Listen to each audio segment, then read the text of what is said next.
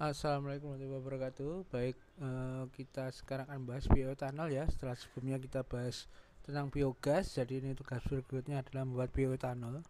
Jadi apa itu bioetanol? Bioetanol adalah senyawa hidrokarbon dengan gugus hidroksil ya, dengan dua atom karbon C dengan rumus kimia C2H5OH. Ini kalau rumus kimianya seperti itu, C2H5OH gitu ya. Bahan bakar etanol atau etil alkohol dengan jenis yang sama ditemukan pada minuman beralkohol dengan penggunaan sebagai bahan bakar. Jadi minuman beralkohol pun bisa digunakan sebagai bahan bakar dengan tentunya proses yang lebih rumit lagi. Jadi bioetanol yang dijadikan bahan tambahan untuk bensin atau bahan bakar jadinya namanya biofuel ya. Jadi bahan bioetanol itu secara umum itu terbuat dari tepung-tepungan ya, atau padian yang mengandung karbohidrat terutama ya, bisa dari singkong, ubi kayu, ubi jalar, jagung, sorghum, beras, ketan, gangyong, sagu, dan lain sebagainya. Nah, akhirnya karena ini sifatnya biologis ya, makanya dinamakan bioetanol seperti itu. Bahan baku lainnya selain yang mengandung karbohidrat juga yang mengandung gula. Saya kira buah-buahan juga bisa banyak ya, mungkin kita melihat eh, bahan dari buah-buahan seperti anggur, kemudian dari nanas, macam-macam. Kemudian juga dari tebu juga bisa gitu ya, dari nira atau yang kita kenal dengan legen dan sebagainya.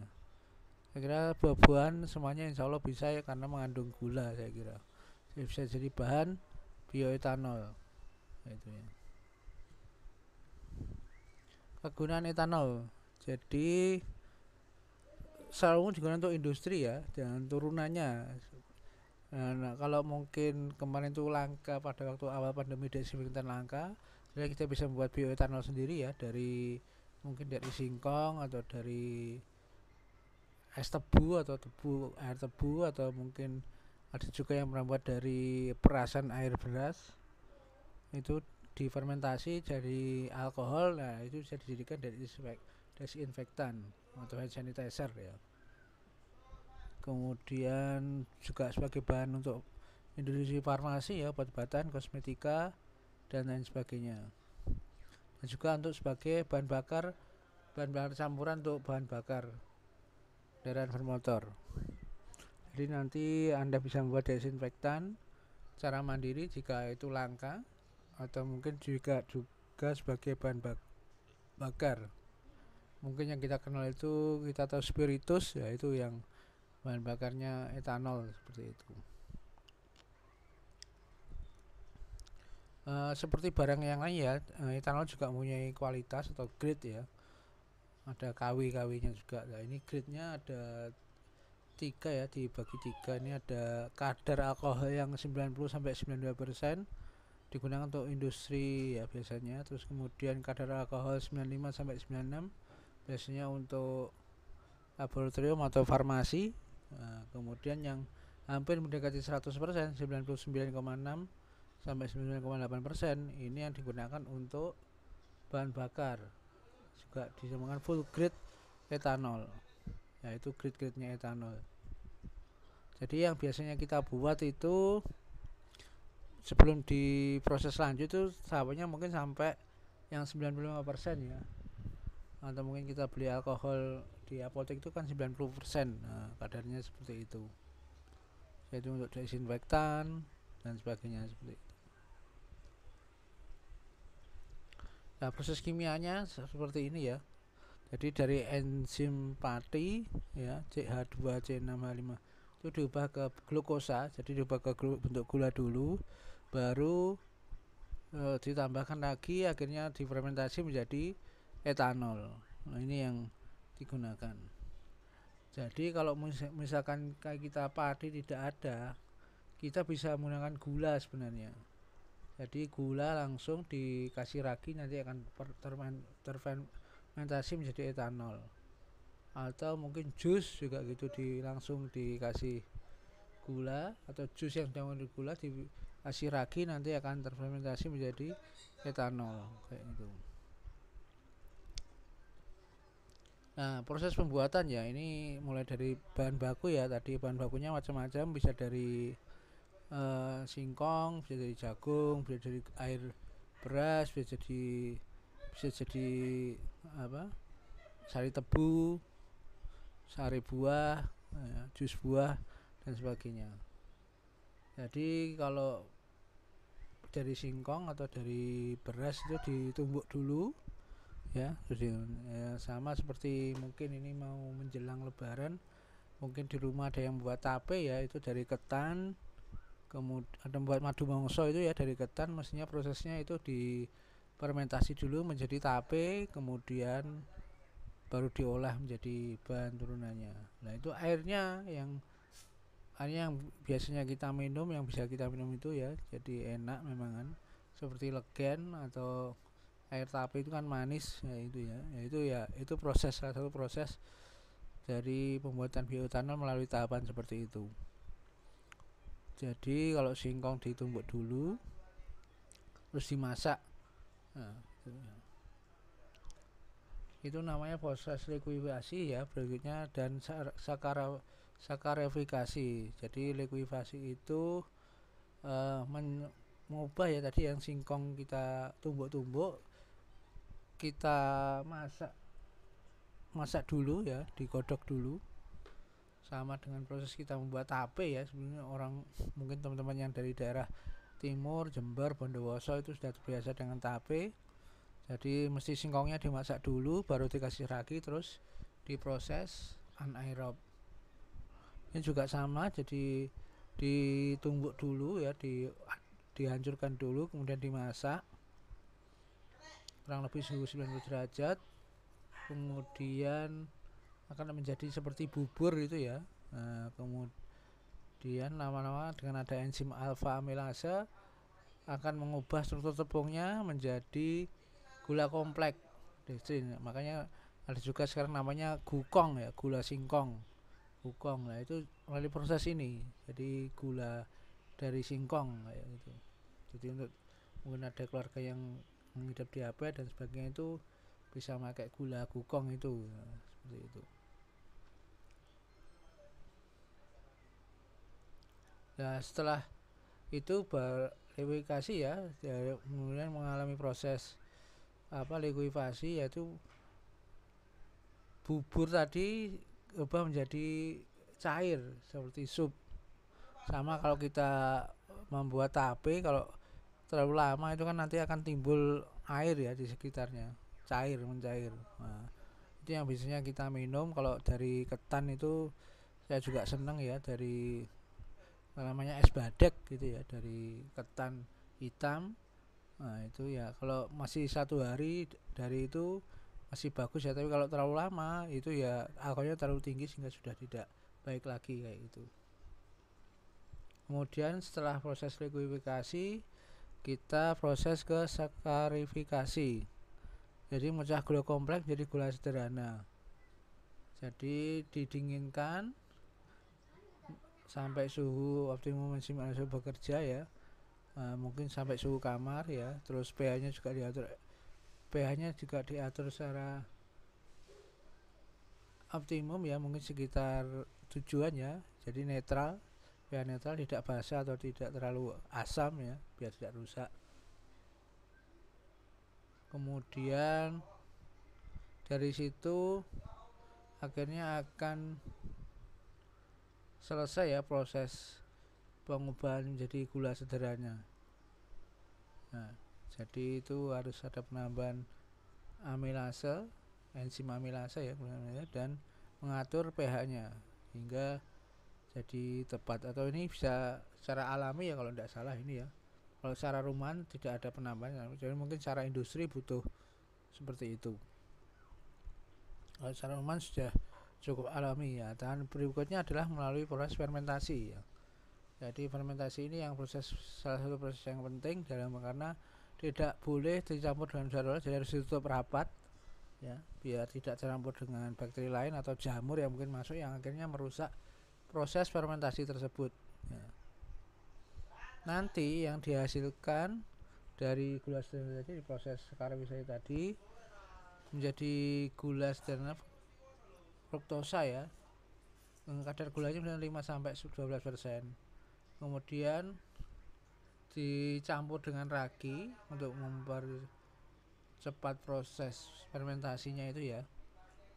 Ragi tape itu ya, nanti di pasar insya Allah banyak, beli ragi tape lah kayak itu. Kemudian ditaburkan pada bahannya tadi dan ditutup rapat ya, nanti dengan suhu kamar ya 27-32, waktu 5-7 hari ya, fermentasi secara anaerob. Nah, nanti akan sudah menjadi cairan ya.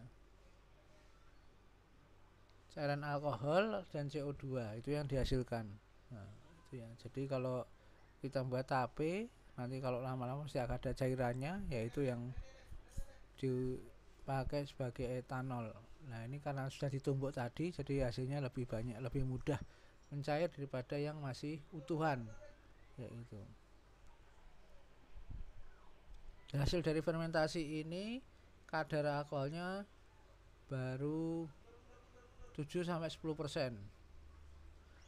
Yang disebut dengan cairan bir ya. Jadi kalau kita makan sari tape atau air tape, air ketan itu kalau masih hari pertama baru itu masih enak ya, tapi kalau sudah lebih dari 3 hari biasanya sudah sangat tidak enak karena alkoholnya sudah banyak ya, mungkin 10% ya.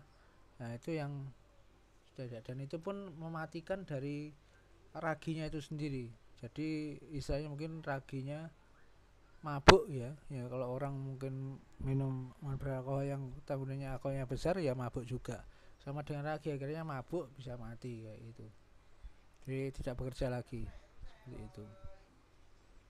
Jadi ragi yang menghasilkan alkohol dimatikan oleh alkoholnya, hasilnya itu sendiri. Nah, itu ya, mabuk ya di istilahnya.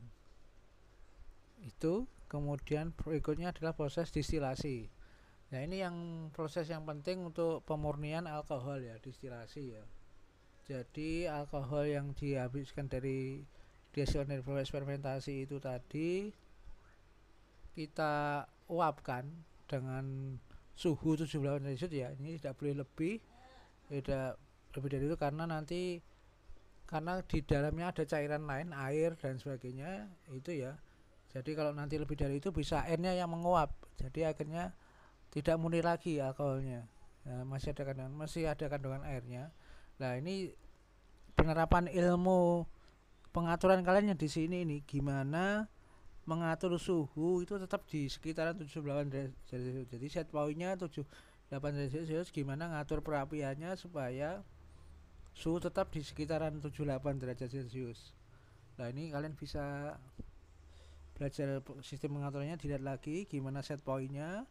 Nah, mungkin bisa tambahkan sensor dan mikro, kemudian untuk mengatur pengapiannya bagaimana. Nah, ini ilmu kontrolnya diperlukan di sini, ilmu kontrolnya ya, mengatur supaya suhu tetap di set point 78 derajat Celcius itu ya. Jadi ketika ini ada tabung ya, tabung tempatnya air bioetanol tadi ya, yang dari cairan singkong atau yang tadi dipanaskan, nanti ketika 79 derajat itu bioetanol akan menguap lebih dahulu melewati tabung ini, kemudian kita tambahi dengan es batu atau pendingin lainnya, terus dilewatkan air dan nanti dia akan mengembun ya, embun, nah nanti jadi cairan lagi ditampung di wadahnya sini. Nah, itu nanti akan terjadi bioetanol yang memisahkan dari air, meskipun nanti pasti ada kandungan airnya ya, tapi memang kandungannya tidak sebanyak waktu pertama tadi. Nah, jadi meskipun sudah dipisah tapi tetap masih mengandung air, karena dari embun ini juga akhirnya udara yang lewat ini kan juga bercampur ada air, ikut mengembun juga, akhirnya tercampur di sini. Nah ini sudah lebih agak bagus daripada yang awal tadi, sudah agak dipisahkan. Jadi prosesnya ini harus benar-benar dijaga di 78 derajat Celcius biar tidak terlalu banyak campuran air yang ada dihasilkan di sini, seperti itu. Berikutnya adalah dehidrasi ya. Jadi tadi yang dari proses distilasi kadar alkoholnya baru 95%. Nah kita pengen jadi BBM harus diubah ke 99,9 99,6 atau 8% ya, atau mendekati 100% untuk full grade etanol. Nah ini ada dua proses yang dilakukan, yaitu secara kimia dengan gamping ya, ini yang paling mudah dan murah untuk skala rumahan. Yang kedua secara fisika dengan solid synthesis 3 angstrom, ini yang agak susah. Jadi kalian nanti di rumah bisa pakai batu gamping ya. Batu gamping itu kalau enjet ya, kalau di Jawa itu enjet, batu gamping gitu ya. Nanti bisa dicek perbandingannya berapa ya batu gamping.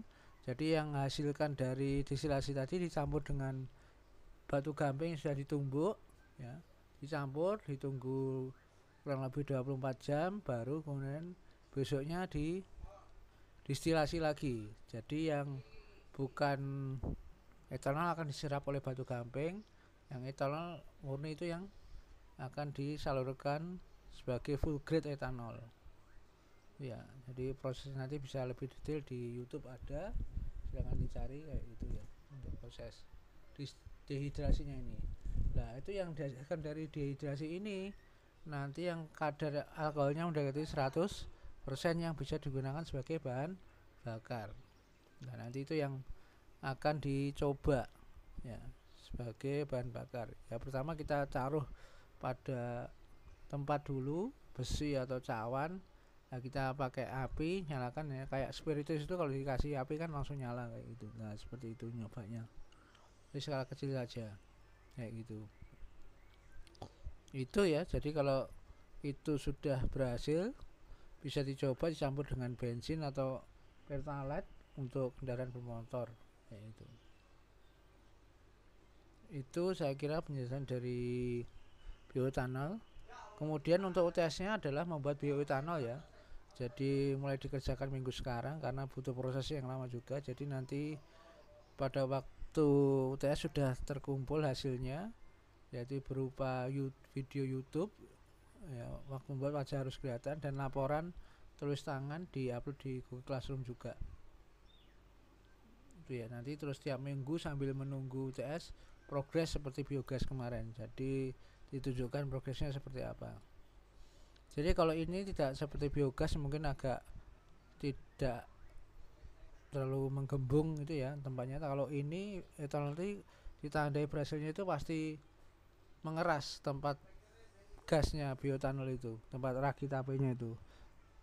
Seperti kalian kalau beli legen di jalan ya, kalau lama itu masih kalian pegang botolnya mesti keras. Nah, kayak gitu. Itu mengenai UTS-nya ya. Untuk jadi sebelum UTS-nya memang non elektro ya, nanti setelah UTS baru berkaitan dengan elektro semua. Ini masih non elektro untuk renewable energinya. Nanti kurang jelasnya bisa ditanyakan di kelas. Terima kasih. Assalamualaikum warahmatullahi wabarakatuh.